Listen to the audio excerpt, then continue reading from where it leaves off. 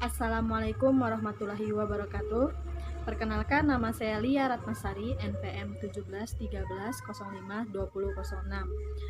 Saya salah satu mahasiswa dari Universitas Lampung, Fakultas Keguruan dan Ilmu Pendidikan, Program Studi Bimbingan dan Konseling 2017. Memilih salah satu materi yaitu adalah manajemen waktu.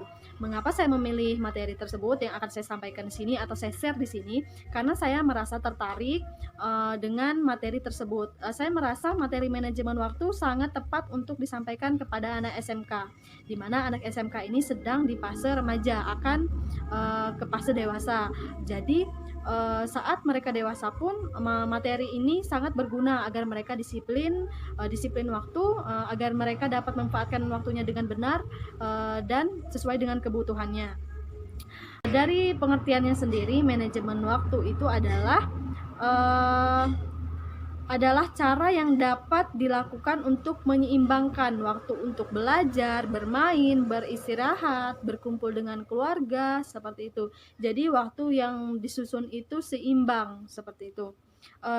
Dan materi manajemen waktu ini adalah layanan dasar yang diberikan untuk peserta didik SMK di bidang pribadi, karena ini menyangkut hal pribadi seorang peserta didik mengenai manajemen waktu ini, seperti itu. Dan ada lagi fungsinya yaitu adalah pengembangan diri, dan tujuannya agar peserta didik dapat memanfaatkan waktunya dengan tepat. Tujuan khususnya tersendiri adalah peserta didik dapat memanajemen waktunya sesuai dengan kebutuhannya. Sasarannya sendiri baik kelas 10, 11, dan kelas 12 dapat menerima materi yang akan disampaikan oleh saya sendiri mengenai manajemen waktu, karena baik kelas 10, 11, 12 harus lebih dini, harus lebih awal untuk dapat memanajemen dirinya mengenai waktu. Saya melihat dan saya merasa anak di SMK sangat sering sekali dengan sistem kebut semalam.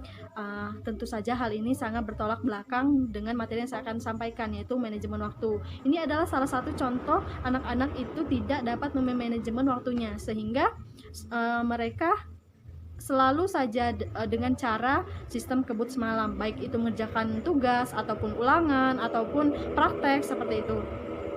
Saya melihat anak SMK makin kesini semakin banyak tugas yang membebani mereka, jadi mereka tidak tahu dan mereka seperti sulit untuk mengubah kebiasaannya. Maka dari itu saya membuka pola pikir anak SMK agar kebiasaan-kebiasaan buruk tersebut tidak terulang lagi ke depannya, seperti itu. Dari sistem SKS ini dapat kita lihat bahwa sistem SKS ini tidak baik atau sangat berdampak buruk pada kesehatan, karena mengerjakannya dengan terburu-buru, dengan waktu yang singkat, dan hasilnya pun tidak akan jauh lebih baik jika Anda mengerjakannya dengan santai, dengan tidak terburu-buru, dengan memahami materi atau prosesnya terlebih dahulu. Dan manajemen waktu ini saya yakin akan mengurangi tingkat stres oleh peserta didik.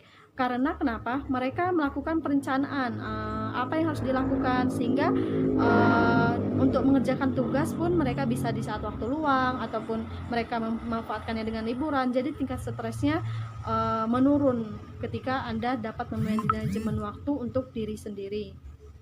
Anda harus menulis skala prioritas tugas, seperti tugas yang akan dikumpul terlebih dahulu, atau tugas yang sulit akan dikerjakan terlebih dahulu, atau tugas yang lebih mudah akan dikerjakan terlebih dahulu, ataupun tugas yang Anda senangi untuk membuat mood Anda lebih baik untuk dapat semua tugas terselesaikan dengan baik, dengan cara seperti itu, dengan cara menulis skala prioritas terlebih dahulu mana tugas yang akan diselesaikan. Dengan begitu, tugas dapat terselesaikan dengan baik, kesehatan Anda tidak terganggu, dan hasil dari tugas yang Anda kerjakan pun lebih maksimal karena Anda memahami prosesnya, nilainya akan menjadi lebih baik, seperti itu. Dan saya ingin menyampaikan sebuah pepatah bahwa banyak yang mengatakan, mungkin Anda sering membaca, waktu adalah uang. Jika Anda dapat memanfaatkan waktu, maka sesuatu hal yang baik akan menghampiri Anda, seperti itu. Bahkan ada pepatah lain mengatakan, waktu adalah pedang. Jika Anda tidak dapat memanfaatkan waktu dengan baik, memanajemen waktu dengan baik, maka waktu itu akan membunuh diri Anda sendiri, seperti itu. Anda akan stres dengan keadaan. Anda tidak dapat memanfaatkannya sesuai dengan kebutuhannya. Seperti yang sudah saya sampaikan sebelumnya, bahwa menulis seperti catatan kecil yang akan Anda tempelkan di tempat yang mudah Anda lihat atau sering Anda lihat, seperti di kaca atau di kamar tidur atau di lemari, seperti itu. Skala prioritas tugas. Contohnya seperti ini. Jika Anda tidak bisa membelinya di toko terdekat, Anda bisa membuatnya sendiri seperti ini. Cukup dengan kertas dipotong seperti ini, kotak-kotak. Lalu kertas itu Anda tulis, misalnya tulis seperti ini. Anda bisa menulis tugasnya seperti itu, dan waktu tugas itu akan dikumpulkan. Jadi akan lebih efektif dan lebih tepat jika Anda menuliskan tanggal kapan tugas itu akan dikumpul, sehingga dapat mengingatkan Anda untuk mengerjakannya terlebih dahulu, seperti itu. Seperti tugas-tugas ulangan atau tugas praktek sekalipun, misalnya praktek anak-anak SMK nih ya, sering praktek, misalnya praktek hari ini jam berapa, seperti itu, atau kemana, seperti itu. Maka dari itu, dengan Anda menuliskan tanggal, itu akan mempermudah Anda untuk mengingat ataupun dapat mengerjakannya terlebih dahulu, seperti itu. Mungkin itu sedikit tips dari saya.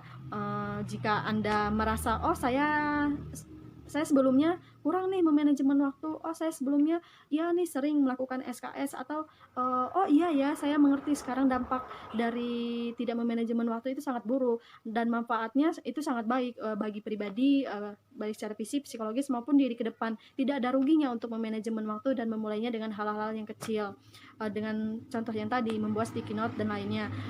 Jadi tips-tips yang saya berikan semoga dapat bermanfaat untuk anak-anak di SMK ini, dapat diterapkan dari hal-hal kecil dan dapat mengubah pola pikir Anda semua agar dapat memanajemen waktunya ke depan dan mulai menerapkannya seperti yang sudah saya contohkan tadi.